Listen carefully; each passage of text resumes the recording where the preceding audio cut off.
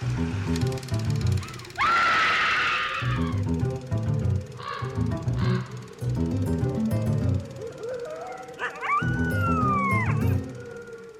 everybody, and welcome to Scream Scene, the horror movie podcast where we watch every horror movie ever made in chronological order, and then we rank them from best to worst. My name's Ben. And I'm Sarah. Thank you so much for listening to us today. How are you doing today, Sarah?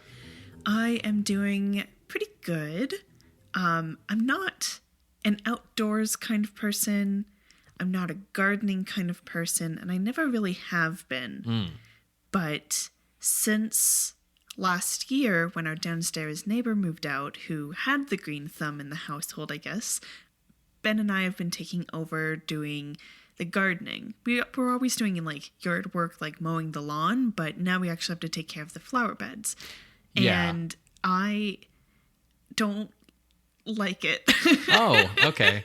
I had fun doing the yard work, primarily just because all we've really, or at least all I did when I was working on it, was just like pulling up all the dead stuff that we hadn't taken care of, because basically our downstairs neighbor moved out and we just kind of like... She moved out right as fall was happening. Yes. And so we just kind of let fall happen and then winter happen without really like addressing any of her plants and just letting them get like old and dead and dried out and bent over and whatever, including like a big like sunflower and like a bunch of other stuff that just now was kind of lying dead there in the spring once the snow thawed and revealed all of it. So far it's mostly just been pulling up dead things. And like that's fine, but this morning I went into the front flower bed and weeded, taking out all the weeds and grass and leaving the, I think, tulips. I don't know what's popping up, but I can recognize that that's going to be a flower eventually. Yeah, I think there's some tulips and a rose bush. Yeah, there's 2 rose bushes in there. But it was fine. It was fine. I just don't like my body after. Like, I just am so sore.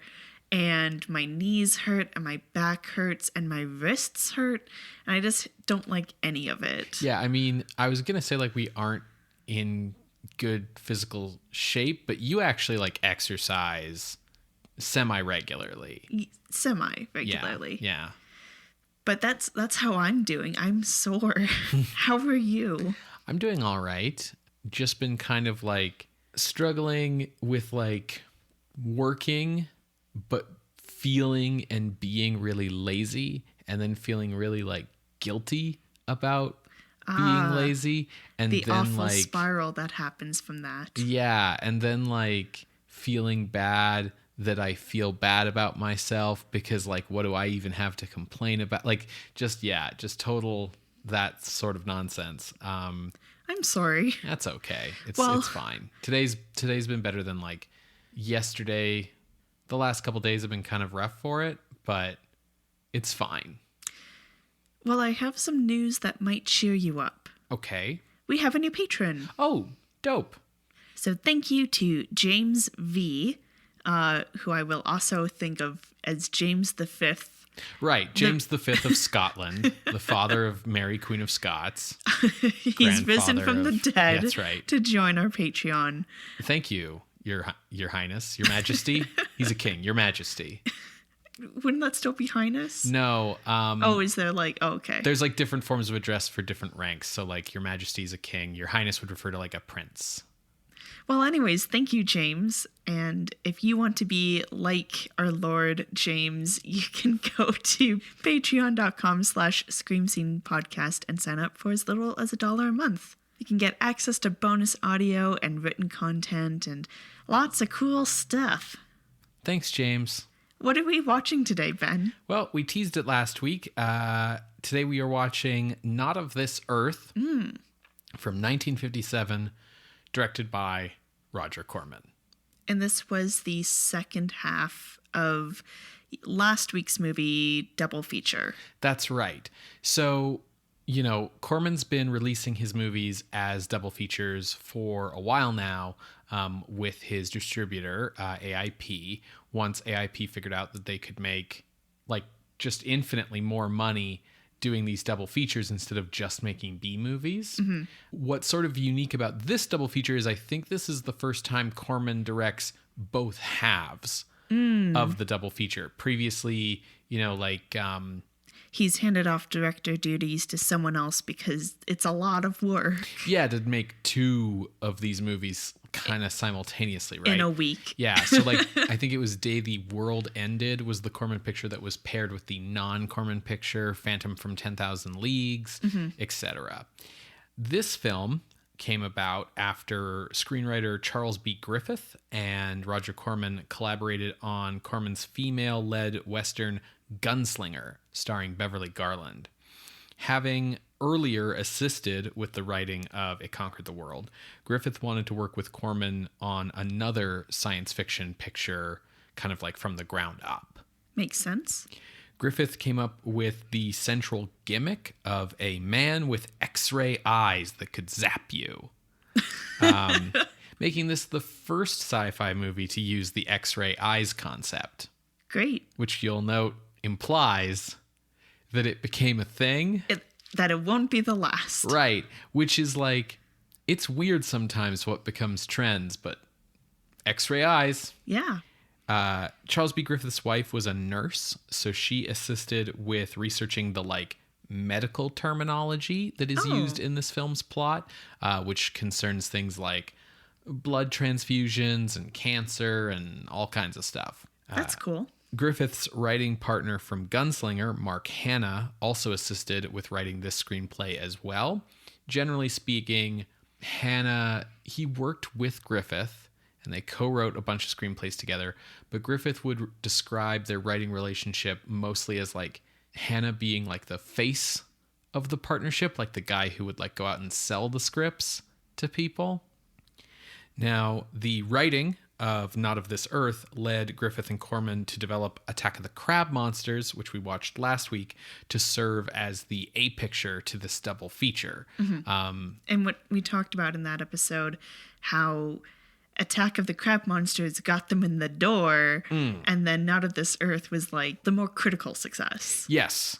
But it's much less of a, for example, Not of This Earth doesn't have a big monster that you could put on the poster. Oh, combo breaker for Corman. Yeah, it's got some little monsters, but it doesn't have a big monster. And so I think that's a big part of why Attack of the Crab Monsters was the lead feature. That makes sense. Now, from the success of It Conquered the World, Walter Miersch invited Corman over to Allied Artists to create the horror film The Undead. Corman agreed to do so for Miersch if Allied Artists would distribute the Attack of the Crab Monsters, Not of This Earth double feature, which is why these two movies came out from Allied Artists and not Corman's regular distributor, AIP. Now, ironically, Miersch would actually pull out of backing The Undead, leaving Corman to fund that movie himself and then distribute it through AIP. You win some, you lose some. Working relationships, that is. I presume that he won the box office, because that has been his trend. Paul Blaisdell worked on creating the props, creatures, and effects for this film, which had a budget of $100,000, which was higher than the Attack of the Crab Monsters budget, which he refused to work on. Yeah, it was too cheap even for Blaisdell. Right. Blaisdell at this time was becoming increasingly frustrated with the limitations placed on him by Corman, both in time and money. As a producer, Corman was paid a flat rate for a picture, and the costs of making a movie, go up the longer it takes, right? Because actors and crew people are paid by the day, and equipment is rented by the day. So Blaisdell felt that Corman the producer often won out over Corman the director. So while he felt that Corman had talent, Blaisdell believed that Corman rushed potentially good movies through production unnecessarily in order to keep costs low. And Blaisdell felt that if Corman would be willing to, spend a more reasonable amount of time and money on his pictures, then Blaisdell could in turn produce better results than kind of the imaginative but flawed creatures that he'd been making up to this point. So in essence, he felt that Corman's producing style was sort of holding him back and making Blaisdell look bad. Sure, I can kind of understand where he's coming from. Nonetheless, he continued to work with him on this picture. Now, as we mentioned, this was shooting at the same time as Attack of the Crab Monsters. Specifically, this shot while Attack of the Crab Monsters was shooting its second unit underwater photography at Marineland, which Charles B. Griffith had offered to do for $100. Now, Corman's regular cinematographer, the talented but past his prime Floyd Crosby, was shooting Attack of the Crab Monsters. So, for this film, Corman hired another talented but past his prime cinematographer, John J. Mescal. Now, Mescal was once well known in Hollywood for his elaborate and sometimes unnecessarily showy camera work. He would love to do like big sweeping crane shots and other kinds of like elaborate camera moves. There was someone we watched who was known as like one shot person. William Bodine. Bodine. Okay, so not this dude. Okay. No. But Mescal had fallen out of favor since the 1940s, increasingly doing like small B movies instead of the big A pictures that he was known for, due to his frequent clashes with studio executives over his style, which was expensive. Now, he had a career stretching back to the 1920s, and some notable feature films he shot include Bride of Frankenstein in 1935, Showboat in 1936, Showboat, The Road Back in 1937, Youth Runs Wild in 1944. He also did some work uncredited on The Black Cat and The Invisible Man. The Black Cat being the 34, The Black Cat? Because there's also a 40s one. Yeah, I think he worked on the 34 Black Cat. So with Lugosi and Karloff. Yeah, cool. and with Invisible Man. The thing that you can see here is that he had a long partnership with James Whale in the 30s. Yeah. And then they kind of both fell out of favor shortly after Showboat. He would only shoot one more project after this, a TV movie, before passing away in 1962 at the age of 63. So fairly good run. Definitely a long career. Yeah. Yeah. To portray the man with the X-ray eyes, Corman cast veteran character actor Paul Birch, who had previously appeared in the Roger Corman films Five Guns West, Beast with a Million Eyes, Apache Woman, and Day the World Ended. Is he the dad? Yes. Okay. Yeah, he's the dad in A Million Eyes. Okay. Yeah, and Day the World Ended, yeah. So for this role, Birch had to wear silver contact lenses, which covered his entire eye, not just the cornea. Ugh, gross. Eye stuff is gross. These were plastic. And very, very painful to wear after a few hours. Yeah, because you're not supposed to put things over your entire eye. Yeah, contact lenses at this time were what's now called hard contact lenses, as opposed to modern contact lenses, which are called soft contact lenses. Yeah. So you could like feel these on your eye all day. Oh, yeah. Imagine having to work with that. Yeah. And you're shooting long hours, yes. I'm presuming at the very least, because they want to keep the shoot days as low as possible. Exactly. Oh, God. So you have a very fast style of shooting, which means not a lot of breaks. So Birch grew really frustrated with the fast pace of the shooting, the low budget, and the painful contact lenses. And one day he kind of just snapped and took off the lenses and got in a physical fight with Roger Corman on the front lawn of the house they were shooting at. So Corman took off his glasses, and the two just sort of like pushed and shoved each other until Birch declared, "I'm an actor. I don't need this. To hell with it," and stormed off the set, never to return. Oh, no. Now, most of Birch's scenes were in the can. So Corman used stuntman Lyle Littell, best known as sidekick Pat Patton in the 1940s Dick Tracy movies, as a double to finish Birch's scenes. Oh. Did Birch at least still get paid? Yeah. Okay. He's the one who's credited. Yeah, no, but like, I don't know how mean people are behind the scenes. Sure. Beverly Garland said that she believed Roger Corman could get around any difficulty in shooting. Like any mishap, he would just like find a way to keep going and finish the picture. This was Garland's fifth and final collaboration with Corman, for whom she usually played women much tougher than the roles she got to play in other projects. Mm-hmm. Two other Corman alums in the cast are Jonathan Haze and Dick Miller, his kind of like go-to supporting actor, comic relief sort of guys. They were notably missing from Attack the Crab Monsters because they're over here in this movie. Miller in particular had fun on this one, ad-libbing most of his dialogue as a vacuum cleaner salesman. So as the bottom half of the double bill with Attack of the Crab Monsters, Not of This Earth was released on February 10th, 1957, grossing $1 million. Wow. It was the most critically well-received of any of Corman's films thus far, praised for its intelligence, imagination, humor, and fun. In 1962, when it was released on TV, it was lengthened from 67 minutes to 71 minutes so it could better fit in a 90-minute time slot.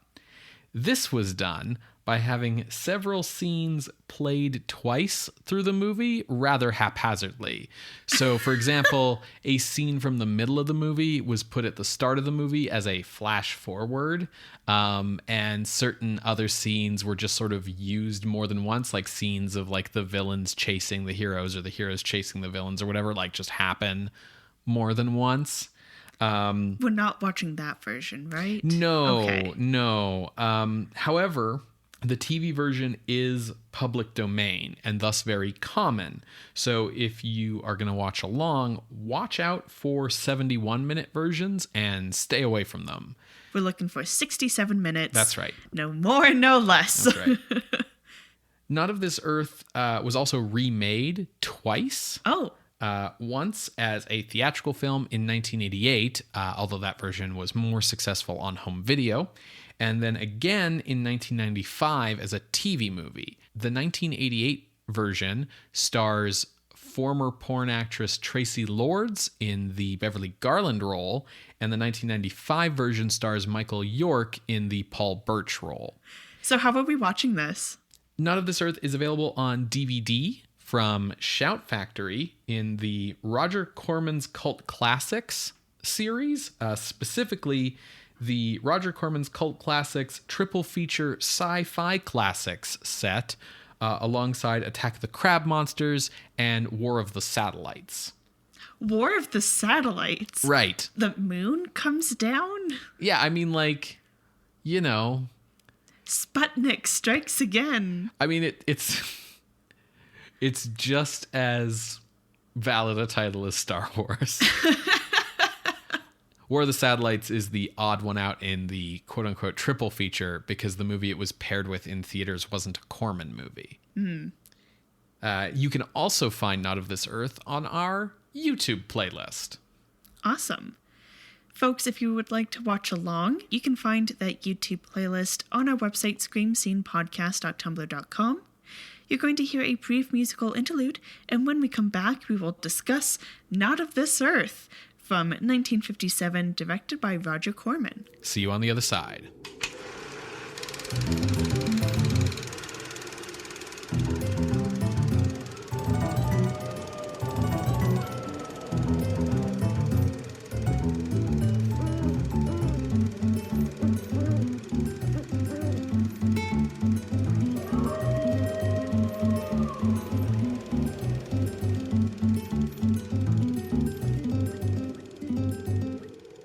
Welcome back to Scream Scene, everybody. We just finished watching Not of This Earth from 1957, directed by Roger Corman.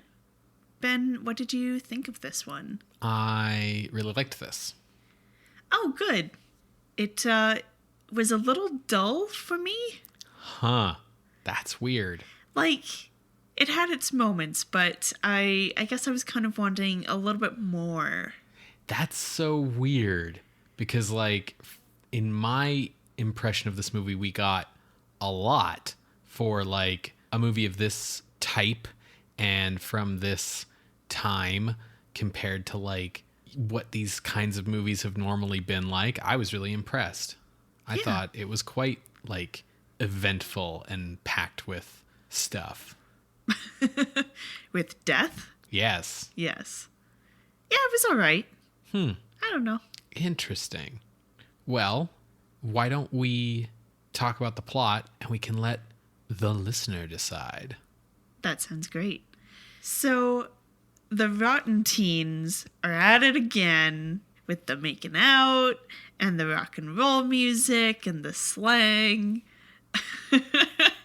We start with this teen girl leaving the car. She's just gone on a date with her boyfriend and they're macking out. And she's like, "No, Billy, I have to go home." And he's like, "Yeah, your old man's lame." And she's like, "I know, but we'll go surfing next week. Don't worry." Yeah, except that, like, replace every word of everything you just said with 50 slang. Exactly. They talk exclusively in slang words. And it's wonderful. It's the teens. Anyway, so the girl leaves the car. She's heading home. And she hears, like, someone as if they're following her. And, you know, she's in her yard. And she comes across this man wearing sunglasses and carrying this silver briefcase. And she's like, "Oh." And he's like, "Hello." And then goes, "Whatcha?" with his sunglasses. And his silver eyes melt her brain. Mm-hmm. She screams and dies and falls onto the pavement, where he then connects some tubes to her throat and takes her blood. Opening sequence time. Yeah, that's like, we got a pre-titles sequence. Yeah. So we get the credits now. By the way, Roger Corman movies have great opening credits art, like, consistently. Yeah. Like, who is doing this art? Yeah, it feels like whoever does it eventually goes on to do, like, opening titles for, like, James Bond movies. Like, they're that imaginative thing. Sure. I mean, I can tell you for a fact that they don't, because I know who did the titles for the James Bond movies. Okay, but like, yeah, I'm just saying. They're, like, always, like, very surrealist. Yeah. They feel like if Roger Corman movies were pulp sci-fi novels of the time, they would be what the cover art of that pulp sci-fi novel would be. You know what I mean? Yeah, it's really cool. So next we see a Mr. Johnson going to the hospital where he wants to get some blood work done. Now, Mr. Johnson seems to be a little weird. He's wearing the same kind of sunglasses and suit and hat as the man in the opening. That's because he is the man in the opening. And he parks on the wrong side of the road in, like, a no parking zone, in, like, the red zone. Like, the people on, like, the PA in the movie Airplane would be having a field day with this dude. Right. But he goes into this hospital where he meets the nurse Nadine and Dr. Rochelle. And like I said, he wants to get a transfusion. And they're like, "Well, we need to test your blood first so we know what to give you." And he's like, no tests, only blood. And they're like, "No, like, this is what we have to do. No doctor on earth is going to give you a blood transfusion without testing your blood first." And so, alone with Dr. Rochelle, Mr. Johnson uses telepathy to Dr. Rochelle, basically instructing him that he will not be able to speak about any of these blood test results or anything about his health to anyone. So they do, the blood tests, the blood transfusion, and Mr. Johnson gives Nadine an offer to basically be his home-based nurse. And she's like, well, I don't know about that. And he's like, I'll pay you $200. And that's like... $200 a week. Yeah, $200 a week. And that's like over double what Nadine would get paid normally. This seems fishy. But Dr. Rochelle essentially orders her to do this because this is a patient who needs at-home care. So she's like, yeah, you're ordering me to do it, so I will do it then. He's also like, Dr. Rochelle's being mind controlled, so like... Yeah, but she doesn't know that. No, she doesn't, but that's part of it, for sure. Now, when Nadine takes Mr. Johnson back to his car, there's a beat cop named Harry there. Harry and Nadine happen to be dating. So she kind of says, like, listen, Harry, Mr. Johnson's really sick. Don't give him a ticket. Like, let him go on his way. But it introduces Nadine's beau, being a policeman. Once Mr. Johnson gets back home, we meet his butler, I guess, for lack of a better word, named Jeremy, who turns out is a ex-con. Harry knows him. He spends his summer with us, kind of joke. And he's also, like, a little gross towards Nadine, as I guess a criminal might be in these types of movies. But a man might be in this decade. But Nadine, holds her own. Yeah. And, is, having a laugh about it, which is nice. It's not just like, oh, he's being gross. It's like, no, she's holding her own. Turns out Jeremy's being paid $300 a week, even more than Nadine. Yeah, his job is to, be a chauffeur, make food, keep people out of the cellar, normal butler things. Right. Do anything Mr. Johnson tells him. And he has a line that's like, I kind of consider the pay to not ask questions. Yeah, exactly. So we see through the movie that when Mr. Johnson uses his eyes and gets blood into vials into his suitcase, he then will take them and put them into big cases and into the refrigerator or icebox or whatever it is this decade, and then will destroy the body by putting the body into the incinerator, into the furnace. So we see this happen with the teen in the opening, and then also with the vacuum cleaner salesman who comes to the door, which was choice, by the way, super amazing slang usage throughout the whole thing. Crazy, man. And we learn that Mr. Johnson is an alien from a planet named Divana. Now, they plan to basically test human blood to solve their own health crisis, their own kind of pandemic, you could say. Their blood is basically evaporating, turning to dust in their veins. But they're testing whether human blood will suffice as either a cure, if not a Band-Aid solution situation. Yeah. Mr. Johnson is here to be injected with human blood as basically a live test subject, as well as send blood back to Divana through this closet transporter situation for further usage and testing back on Divana. Eventually send a live human subject through the beam, and if the blood works and Johnson lives, then the Divanians will... I think it's just the Divana. The Divana will then colonize and subjugate the human race and put us out to pasture, as it were, to use us as blood bags. There's an interesting bit of world building that gets done with the Divana here that implies that they've already done this to many, many other worlds, that there's an intergalactic empire of space vampires who have all these subject worlds that are serving as blood bags. Yeah, for them.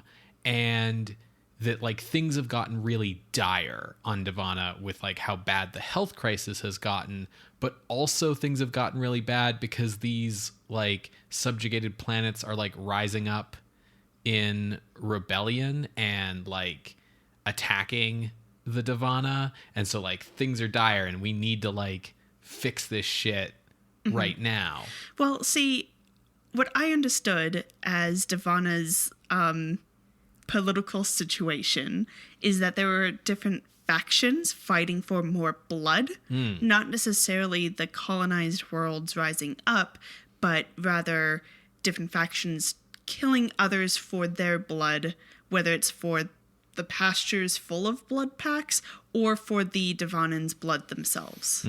Yeah, we might both be right. A lot of the dialogue between Johnson and other Divana is couched in that kind of like old-time hokey sci-fi dialogue style for aliens where everything's like, in 3 Earth solar days, I will approach planet Nikron 7, and you shall wait for me 16 dicubits away, and like stuff like that, where it's like you kind of have to squint your ears a bit to understand what's being said. Yeah.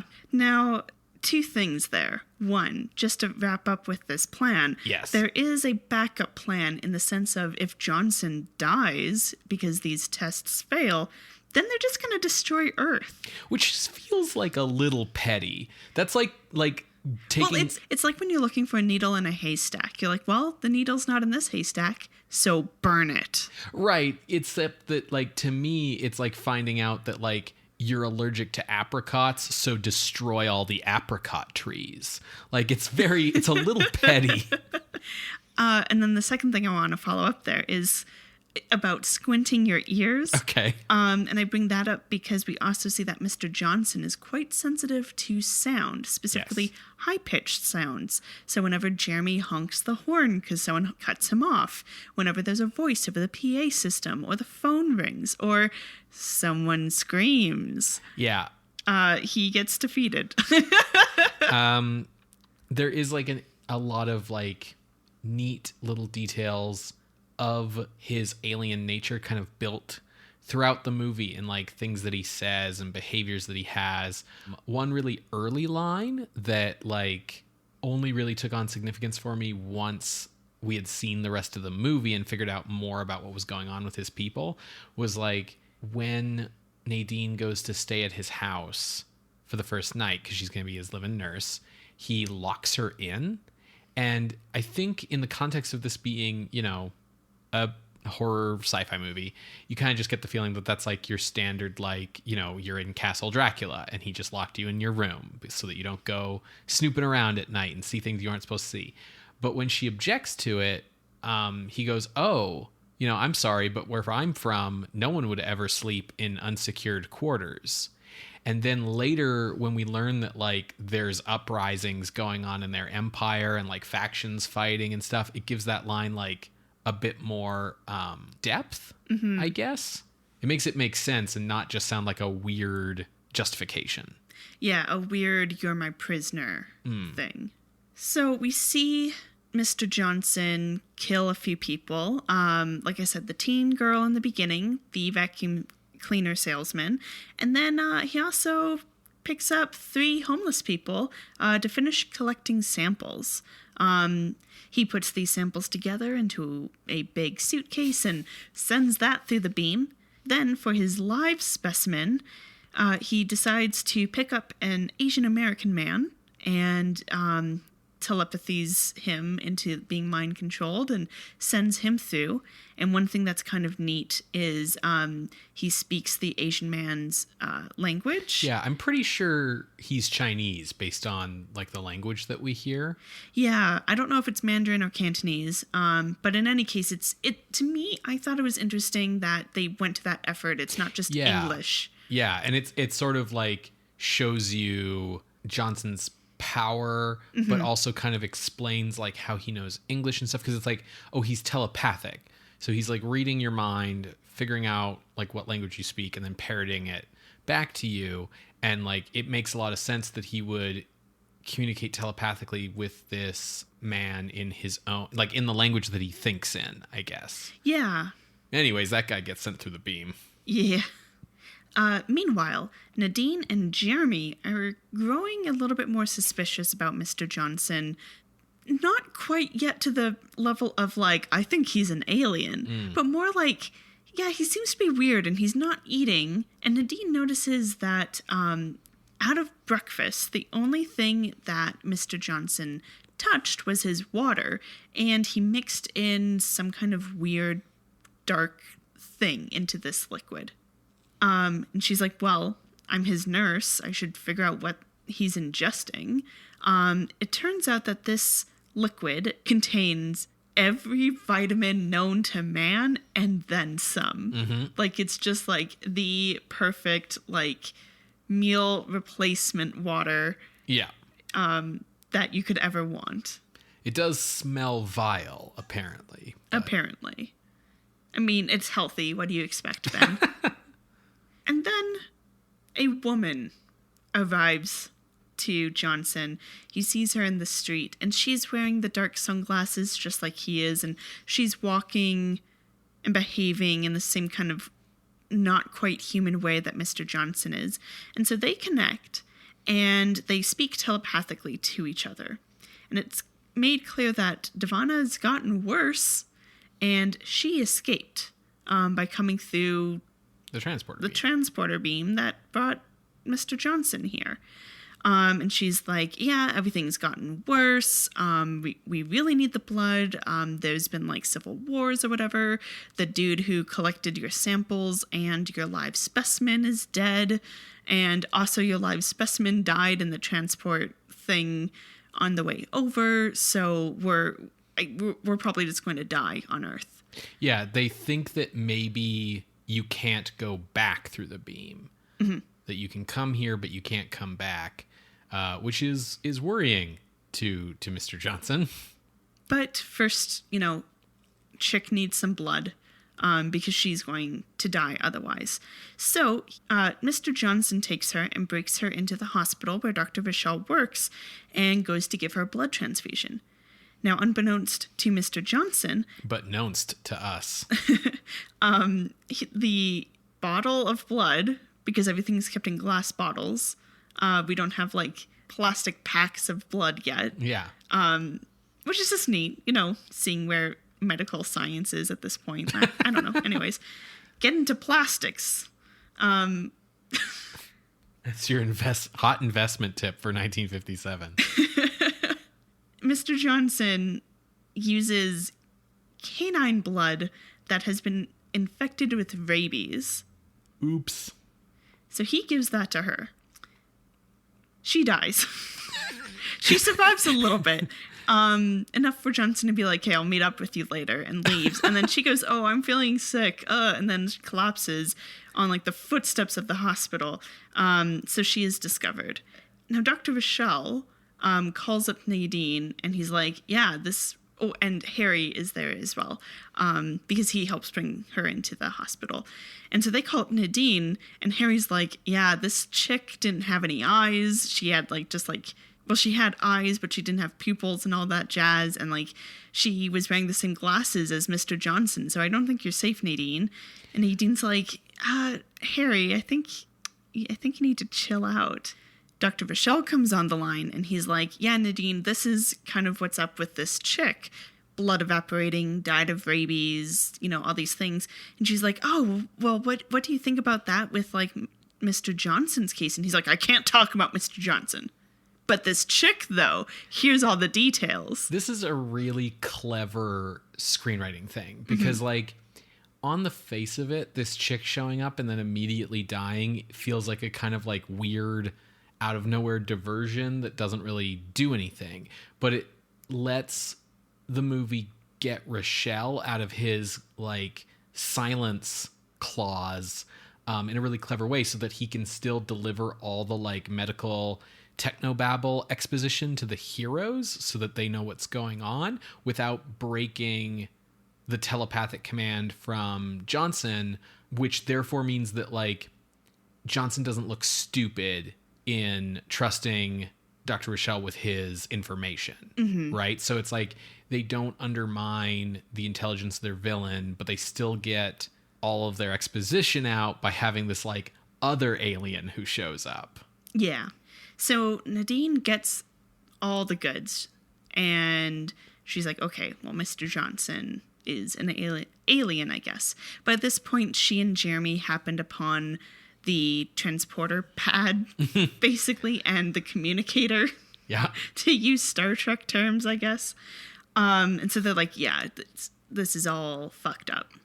Now, unfortunately, Mr. Johnson was listening on the other line, on the extension, which is what an extension is for. And so after Dr. Vachel hangs up, Mr. Johnson goes, I know you know things, Nadine. What's your favorite horror movie, Nadine? So he goes to, like, go upstairs and attack her. Jeremy has been in the cellar trying to dig around and find out what's up, and he has discovered the bodies in the incinerator. Yeah. Like a full human skull. And he comes upstairs just as Mr. Johnson is going to go get Nadine.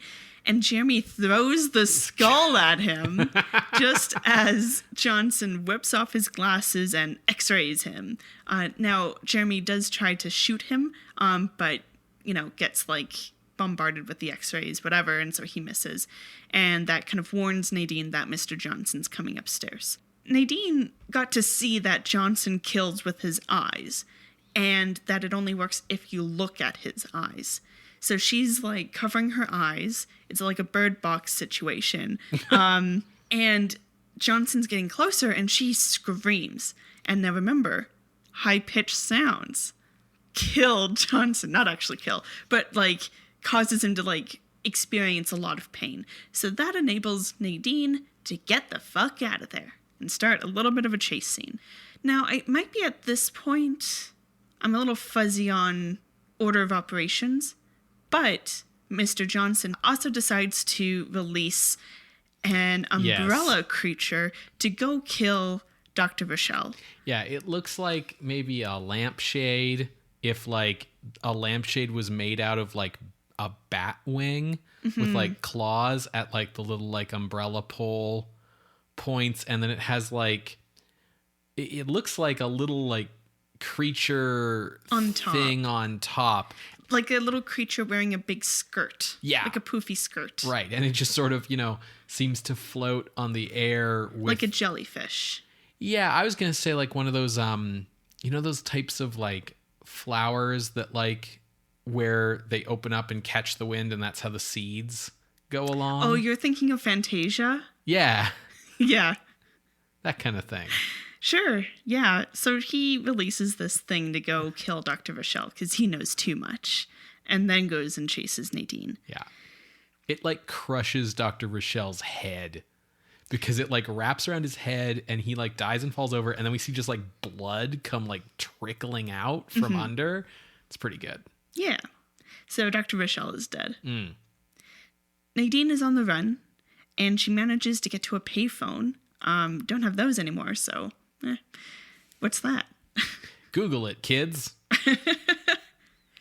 And she's able to call Harry at the police station to be like, fuck.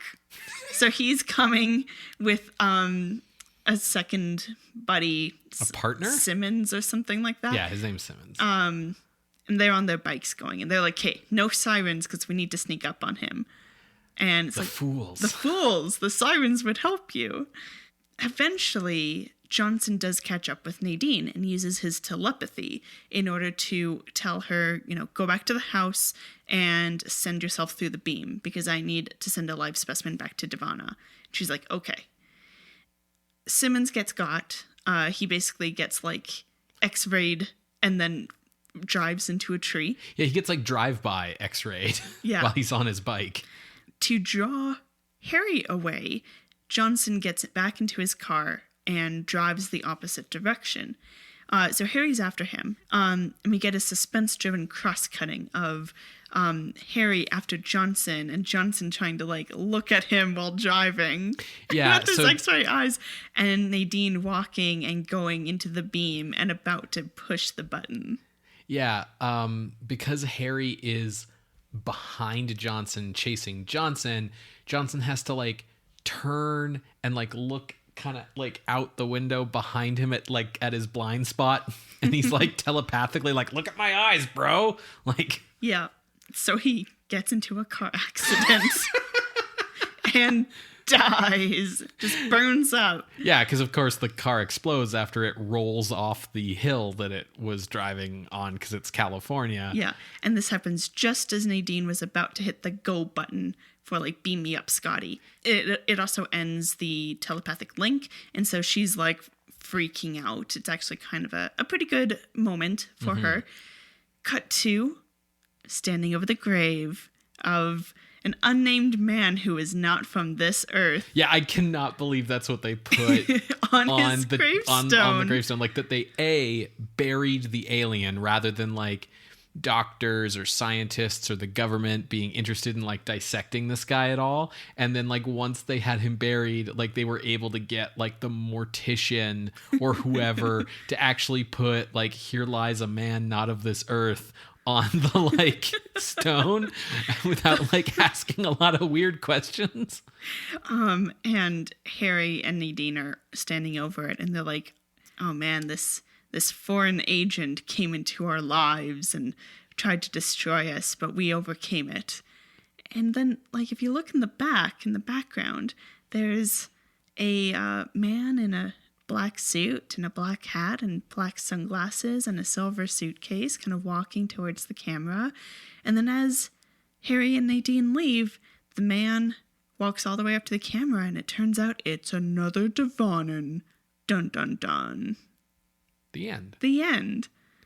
They look kind of like they're just like Men in Black. Yeah, if that helps. They're Blues Brothers with like Avengers cases. With Avengers, yeah, with Nick Fury's suitcase. Yes, exactly. Nick Fury's suitcase. Turns out the entire thing was just a elaborate distracted driving PSA. And no making out in cars. Yeah. Those damn teens, Ben. So we already touched on this, but the opening credits are really great. Really good at setting the mood. Really cool, like, flashes of, like, skulls and crumpled hands and glowing eyes. And blood. And blood, yeah. Yeah, this movie has blood. It has death. It has grisly details. It has gratuitous sex appeal where like oh yeah, I didn't mention that Nadine goes swimming, and then also at one point, because she sleeps at the house, is putting on her stockings in a barely closed house coat as Jeremy walks in with breakfast. Yeah, I think it's the most boob we've seen in a movie in like 30 years. Yeah, definitely since Sex Maniac. Sure. I was thinking of the dancing girl in the 1920 version of Jekyll and Hyde. Oh, yeah. But yeah, we got a lot of cleavage on display here. We got some legs. We got Beverly Garland in a shapely swimsuit. I think it's all of it, the violence, the sex, everything. It all comes together to really like be signaling to you like, hey, it's 1957. I really noticed, especially with the opening credits, how the music was much more subdued than Attack of the Crab Monsters? Well, especially compared to Attack of the Crab Monsters. But it's actually a bit more subdued than I expected because Corman has done, you know, a bit more bombastic stuff in the past. Right. We don't associate Corman with subtlety. Exactly. And it's not like we get subtlety here. Like we got boobs and we got blood. Yeah. But honestly, this is a bit more of a subtle isn't the word. Somber? Cerebral? Yeah. Like it just feels like a more well thought out and like more considered story. Like that there was like more of an attempt to like come up with like a good story that would make sense and like have interesting sci-fi concepts and like, you know, be a little bit more like slow burn in its horror than slow burn. Yeah. I think that's what I was looking for instead of subdued. Yeah. I also really like that either way, Earth loses. Right. Yeah, yeah. If Johnson lives, we're fucked. If he dies, we're fucked. Yes. Choose your poison a little bit. Yeah. And even by the end, the Devonans are still here. We're still probably fucked because we kind of did cure him a bit with our blood. Yeah. So by the end too, Rochelle, by examining the dead Devonan woman, he's discovered that the reason why they have this horrible blood disease is due to radioactivity, our old 1950s friend, because it turns out the Devana are in either a constant state of current nuclear war or that they went through a big nuclear war in the past, enough that their genes have been altered by years and years of continual radiation exposure. And that's why they have this blood disease.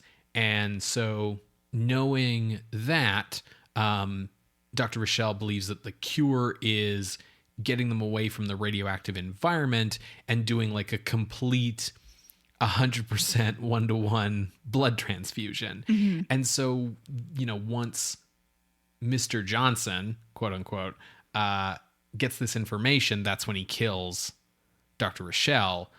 And it makes a ton of sense that there's more of these guys coming at the end, because the Devana are a big intergalactic empire of space Draculas. Yeah. So why would they stop when we've defeated one agent? I mean, so here's the thing. Sure, a Devonan shows up at the end, but we're kind of saved at the end of the day because Devana happens to go to shit, not because of anything Earth folk did. Well, Johnson blows up in his car. Okay. And the experiment he was doing kind of goes to shit because Devana's gone to shit on his end with the civil wars and all of that. And so it's kind of neat to have the Devonan show up at the end, but it doesn't really signal how fucked we are or not. Because sure. I guess what I'm getting at is what does colonization look like when it's being done by a crumbling civilization? Right. Rather than a civilization that's growing its borders. Sure. I think the thing that makes it threatening is the idea that they're desperate, right? So they're not going to give up.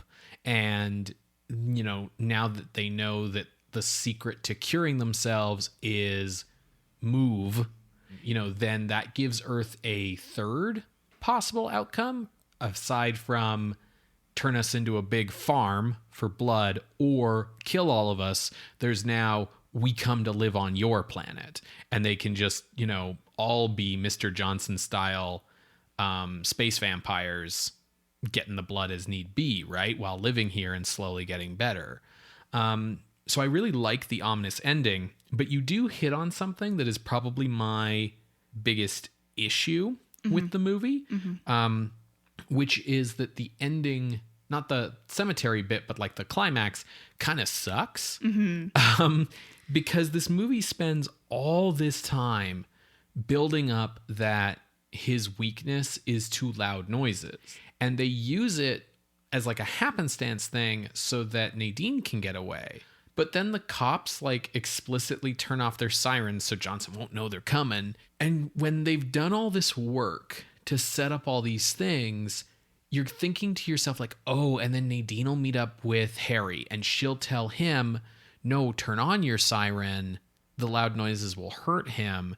And then that's how both Nadine and Harry are important and instrumental to the defeat of Johnson. But instead, Johnson just sort of defeats himself through not knowing how to drive. Yeah. Which, and I mean, Harry does turn on his siren right as the car crash happens. But it's not what takes Johnson out, right? Yeah. And what takes him out is the fact that he's not looking on the damn road when he's driving because he's trying to get Harry to look in his eyes in the most inefficient way possible.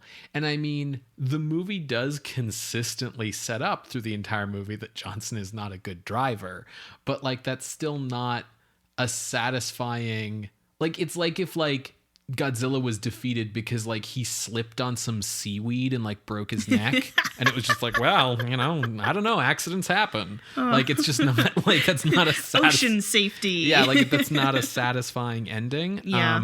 I don't like the character of Harry, he strikes me as sort of unnecessary. Absolutely. He comes in handy during the climax because if he wasn't causing Johnson to be distracted, Johnson wouldn't have gotten into that fatal car wreck.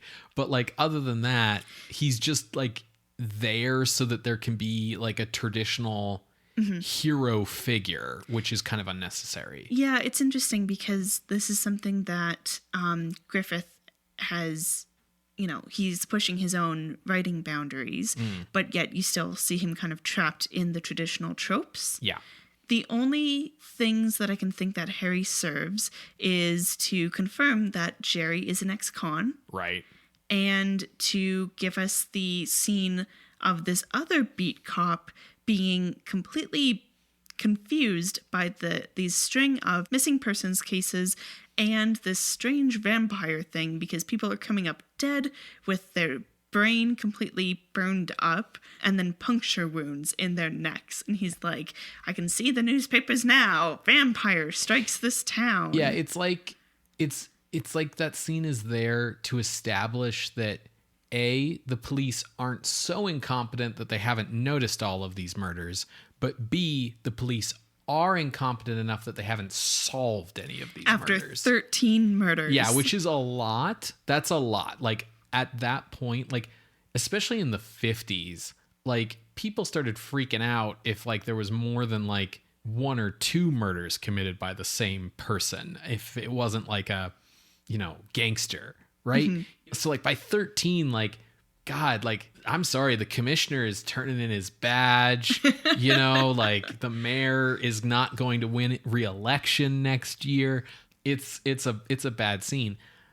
The thing is that Corman really likes putting Beverly Garland in the hero role, but you end up with these like boyfriend characters who feel like vestigial. Yeah, they're the appendices of horror movies at this point, right? Mm-hmm. Like we're slowly trending towards Final Girl. Yeah.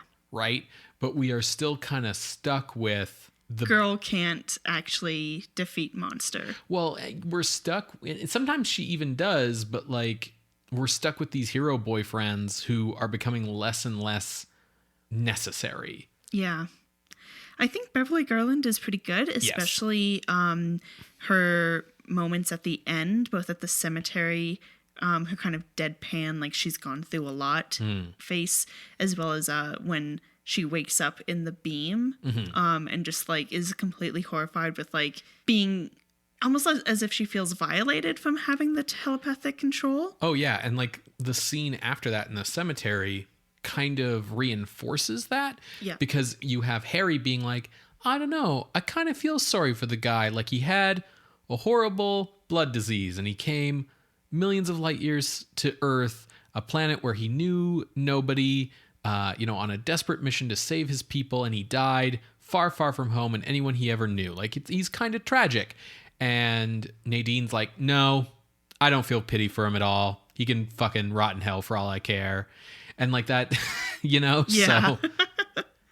What did you think about Jeremy as a character? Because I kind of liked Jeremy, played by Jonathan Haze. He was like fine, but as far as like acting goes, but his character it felt like some like life or energy to the picture. I really liked Jeremy as well. I think Jonathan Haze did a good job. There's a couple of like weird quirks to the performance that are a little like weird. Huh? Like Jeremy has a really weird laugh. Yeah. But what I liked about Jeremy is that like the idea of like this ex-con who isn't trying anything. Like he hasn't taken this job with this like seemingly super rich guy as part of like a scheme to like steal from him or anything. He seems to like legit just be like, oh shit, I lucked into a good thing. Yeah. Right? Which I think is really nice because it gets away from this kind of idea that movies and stories just kind of fall into by accident sometimes, which is assuming that like criminals are just like inherently criminals. Yeah. That like you can be a criminal the same way I can be 5'5", where it's like, oh, he'll just automatically be planning his next thing. It's like, no, like you're a criminal, you know, because you're desperate for money and you don't have like a good way of like getting it. And so when somebody shows up and they're like, hey, all you need to do is drive me around and make me meals I don't eat and like occasionally do other like random errands for me, and I'll give you $300 a week. And it's not even like weird things like dispose of this body. No, he's doing all the creepy stuff. All he needs Jeremy to do is like drop me off at the library, pick me up at 5.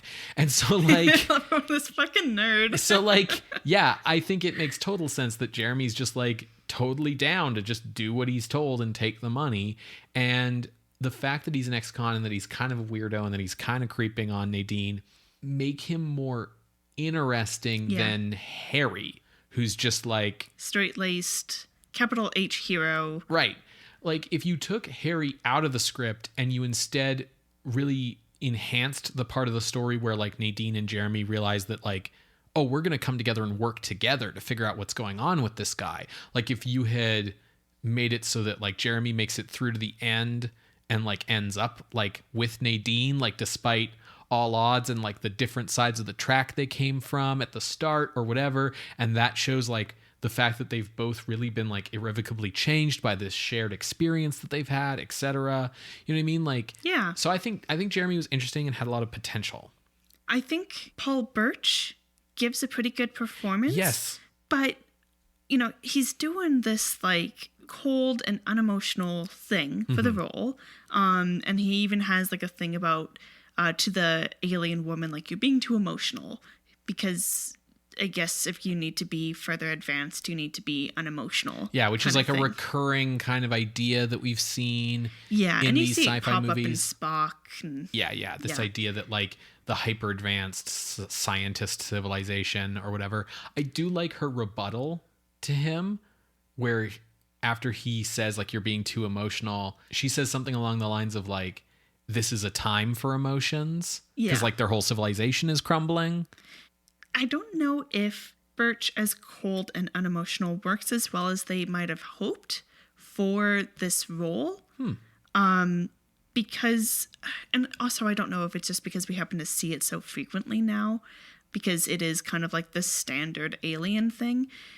But it just felt like I wanted a bit more energy in this movie, I guess. I disagree. I thought his like monotone, weird way of speaking and acting was really effectively creepy. It was a really effective way to communicate that like there's just something off about this guy, because he talks in a kind of weird stilted manner, because that like weird alien way of talking where it's like, soon Plan 7 shall be completed, and when the next galactic rotation occurs, I shall be my transpositor to you.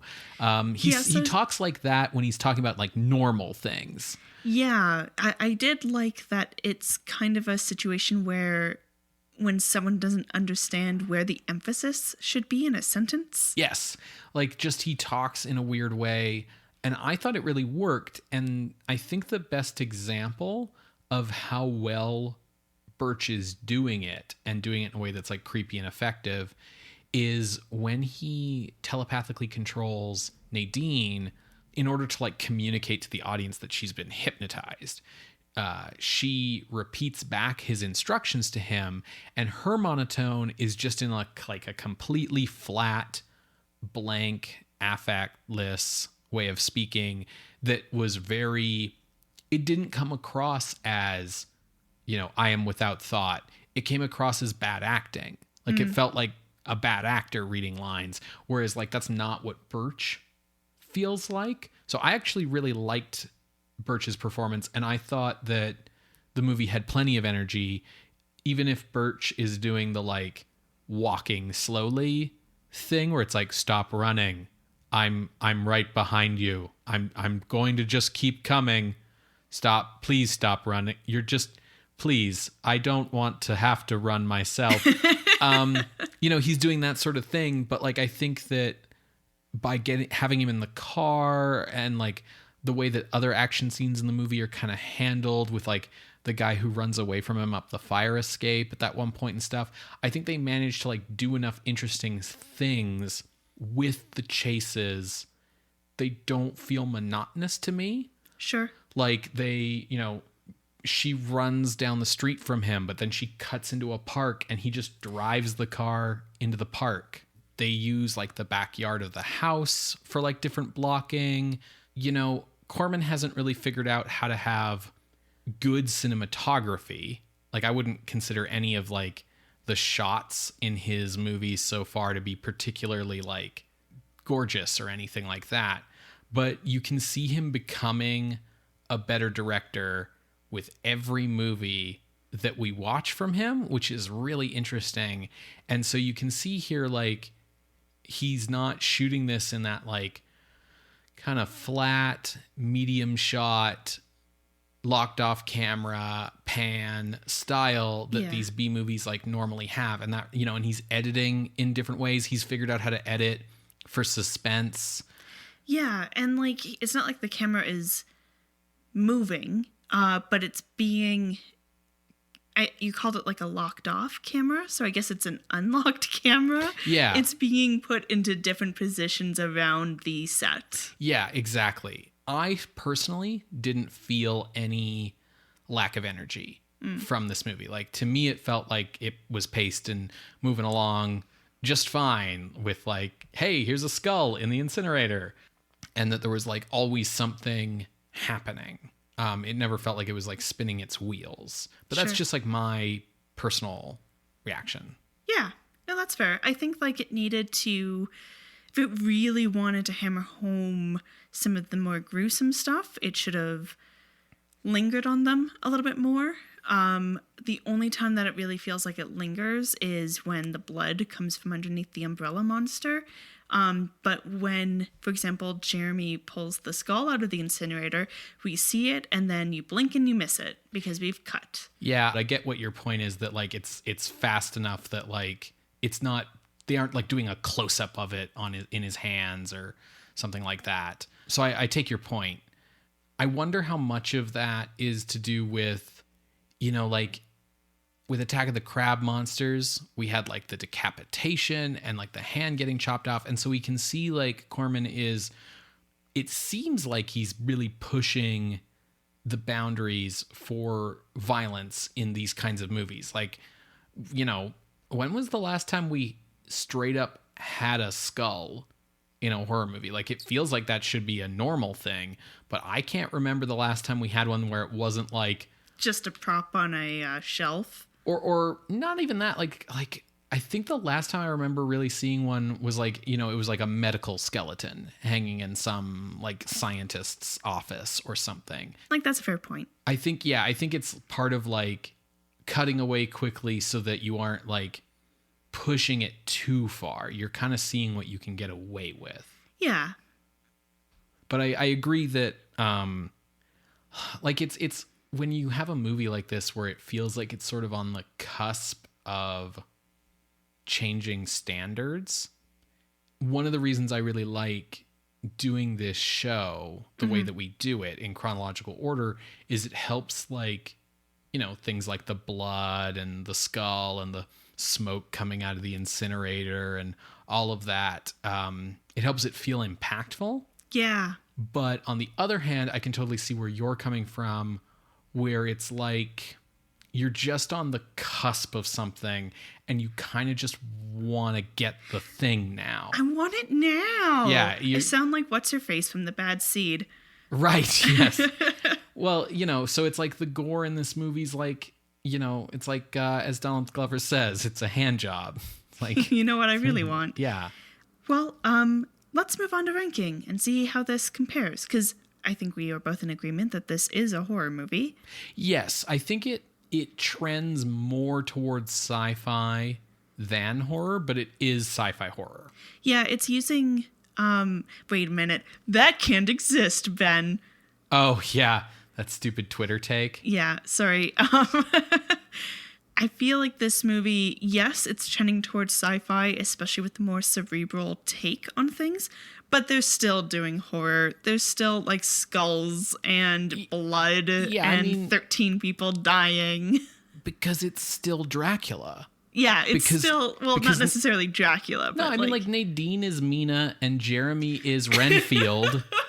And he's in like a big creepy house and I stuff. don't think maybe you could map, but you have to squint your eyes this time. Okay. I think it still follows a lot of the blueprints of Dracula, especially given that one of Mr. Johnson's main powers is hypnotizing people into being willing victims. It's just that, like... Oh, God, that means Harry is David Manners. Yeah, no he's wonder Jonathan we don't Harker. like him. Exactly. No, exactly. And Dr. Rochelle is Van Helsing.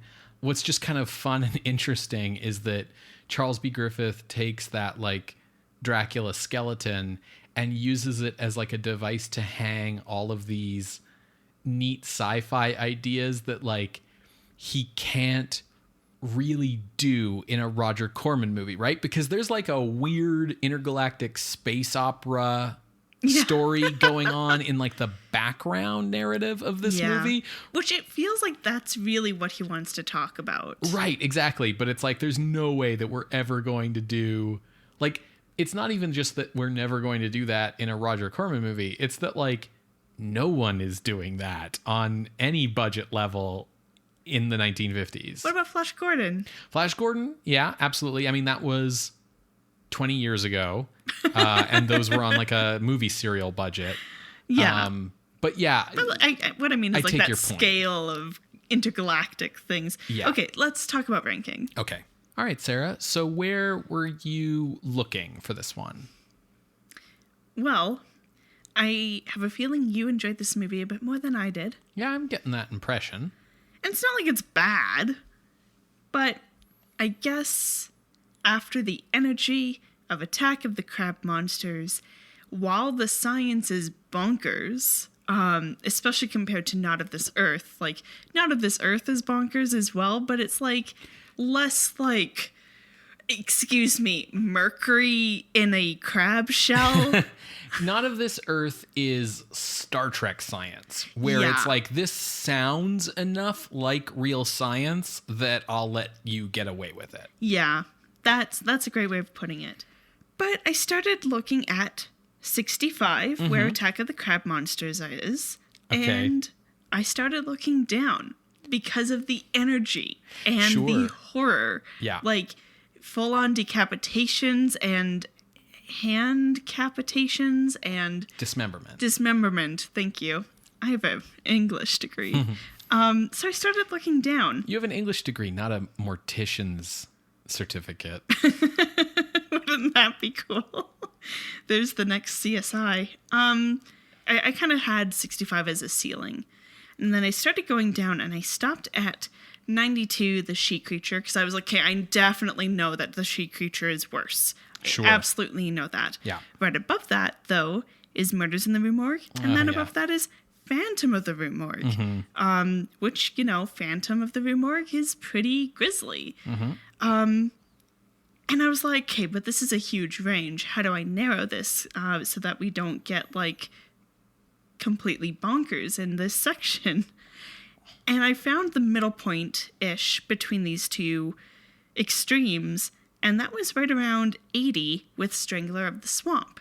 And I was like, that's really interesting to think about with Not of This Earth, because Strangler of the Swamp feels like it has deaths and grisliness on screen, but it feels way toned down compared to its original, Fairman Maria. Yes. And similarly, the energy feels a bit too low. It feels a bit too subdued. So I was like, okay, well, I feel like around 80, that could be my floor. Because I knew She Creature was, like, way too low. So I guess my range then is 65 to 80.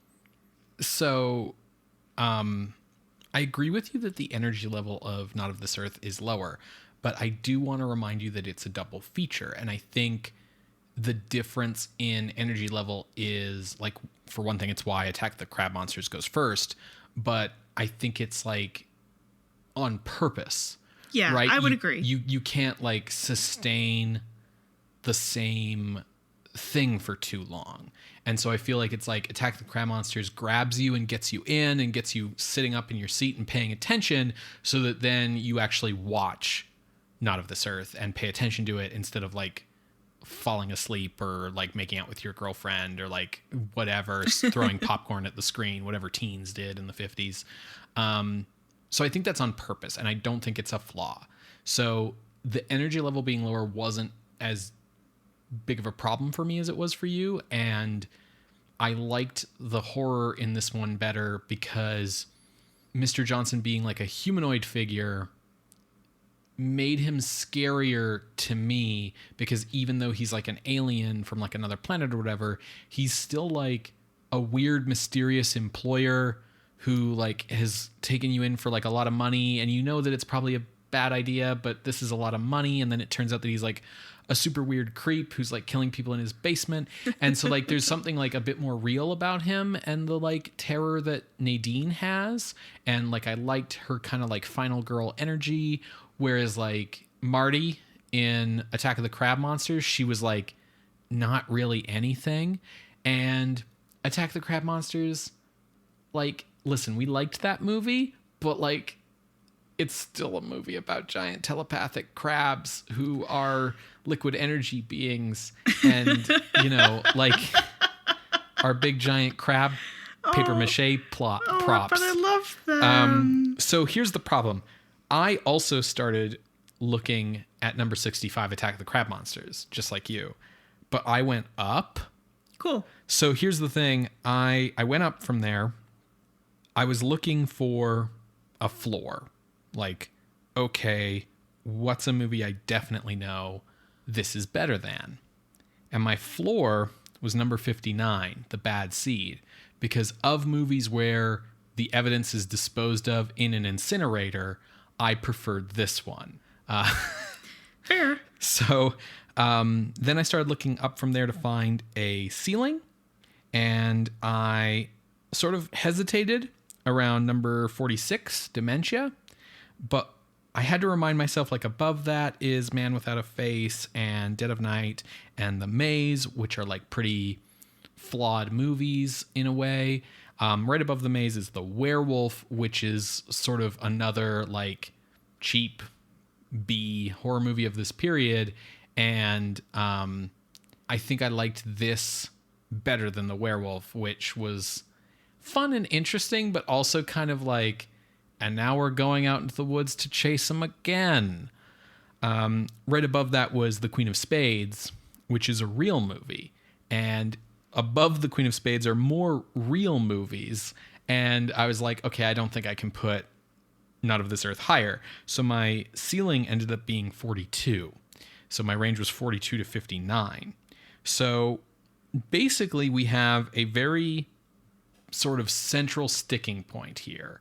There is like a key thing that we need to decide as a podcast before moving on. And that is Not of This Earth better or worse than Attack of the Crab Monsters? I think we have to go by the critical response a bit here as well. Because I absolutely agree with you that it would be intentional for Not of This Earth to be more subdued than Crab Monsters. And the science, at least, is like, if you squint, it works, rather than just throw your eyes out. Like, yes. I guess your ears out. Don't even worry about the science and Crab Monsters. So I think, yeah, we can go above Attack of the Crab Monsters. Okay, so then between Attack of the Crab Monsters at 65 and my floor, which was 59, does anything pop out at you here as a sticking point? I'm going to put something forward to you. Okay. At 60 is Cult of the Cobra, which told kind of a complete story and brought in some really interesting, albeit unintentionally, stuff about masculinity in the 50s. And while, like, the transformation sequences of the chick to the snake you kind of have to squint to kind of believe it and stuff. What do you think of that compared to Not of This Earth? Where, like, it really kind of feels like Griffith is really interested in what's going on in Devana. And it really feels that way because of the extended conversation between Mr. Johnson and the alien woman. Yeah. And, like, his conversations, like, with his handler. Yeah. And stuff where we're getting, like, these political updates. Yeah. See, here's the thing. I think I enjoy Not of This Earth more. I think if you were to say, like, hey, Ben, I want to, like, hang out with you and watch a movie, but I only own 2 movies, Cult of the Cobra and Not of This Earth, I probably would choose to watch Not of This Earth again. Sure. But I do agree with you that Cult of the Cobra is more interesting. But then Cult of the Cobra is, like, accidentally interesting. So how much weight do you give to how interesting it is? So I'm very torn. I'm totally willing to put this above Jujin Yuki Otoko, which, I mean, that's below my floor, so of course I'm willing to put it above that. But I agree with you that, like, Cult of the Cobra is sort of an interesting one to compare with. I think I prefer Beverly Garland as Nadine as a main character to any of the men in Cult of the Cobra, but, like, the men in Cult of the Cobra being shitty is kind of the point. So I don't know. I need more data, maybe. Okay, well, why is The Bad Seed better? Well, here's the thing. I was looking at The Bad Seed, The Black Room, The 1926 Student of Prague, The Man That Could Not Hang, The Devil Commands, Freaks, Son of Dracula. That's the count-in. And I guess, like, against, like, The Devil Commands, Not of This Earth is probably better. Freaks is always a little tough. I think I would prefer Freaks over Not of This Earth, to be honest. And I would definitely prefer Son of Dracula to Not of This Earth. So how do you feel about this compared to, like, putting this in at number 55? Like, it would be going in above, like, The Black Room and stuff like that. I think if we're gonna have, like, a compromise spot, I don't know if I want to put this above The Black Room, because, like, The Black Room doesn't meander. It doesn't stray from its focus. And one of the things we've identified about Not of This Earth is that, like, it's sort of got the, like, oh, but the real story is happening in the background thing going on. And personally, I really like that sometimes. I think that's really cool sometimes. Like, but I do admire the way that, like, there are no extraneous parts, in The Black Room. So that's tough. Like, it's weird how, you know, I can easily be like, oh yeah, this belongs up at number 42. But then, like, you look at another point in the list and you're like, but it shouldn't go above 58. Like, the list has some, like, weird spots in certain places if you start comparing, like, movies of very different feeling. Absolutely.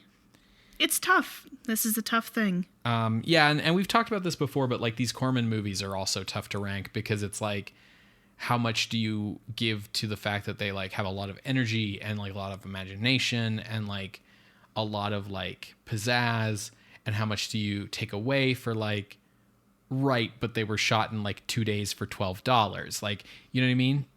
So we've talked about the difficulty of that before. Like, The Bad Seed is an A picture, but we didn't really like it that much. Yeah. I would put this above The Bad Seed, below The Black Room then. Okay. Is that sort of where we're feeling? Yeah. All right. I think I am okay with that. So entering the list at the new number 59 is Not of This Earth from 1957, directed by Roger Corman. If you would like to see this list, you can go to our website, screamscenepodcast.tumblr.com. There you can find links to the other episodes that we've mentioned today, as well as our appeals box. If you would like to contest this or any other ranking, you can drop us a line on Tumblr through our Ask box. You can email us at screamscenepodcast@gmail.com, or you can reach out over Twitter @_screamscene. Scream Scene updates every Wednesday on Apple Podcasts, Google Podcasts, SoundCloud, and Spotify. You can find the show on whatever podcasting app you like if you subscribe to our RSS feed. If you enjoy the show and would like to help us out, you can do so by leaving a rating or a review on the podcasting app of your choice. Such things help the algorithmic lords who we all must serve here on the internet to promote the show to others. If you want to, like Prometheus, steal that promotion from the algorithmic gods and deliver it to the people yourselves, you can do so by talking up the show through word of mouth. Word of mouth is honestly the best way for us to grow our audience. If you have the means, you can head over to patreon.com/screamscenepodcast. Just like James V. That's right, at the top of the show, where you can become a patron of the night for as little as $1 a month. And that helps support the show, helps pay our hosting fees, helps go towards the time that we put into producing each and every episode. At higher levels, $5 and $10, you get lots of cool bonus content on the reg. So that's patreon.com/screamscenepodcast. What are we watching next week, Ben? Well, next week, Sarah, it seems like we might be revisiting some territory that we have not been in for a very long time. Because next week's movie is called The Pharaoh's Curse. Oh, mummy stuff. Mummy stuff. Cool. But is this from Universal? No, this is from United Artists. This is an indie flick. No. Great. So we'll see you next week, Creatures of the Night. Bye. Bye.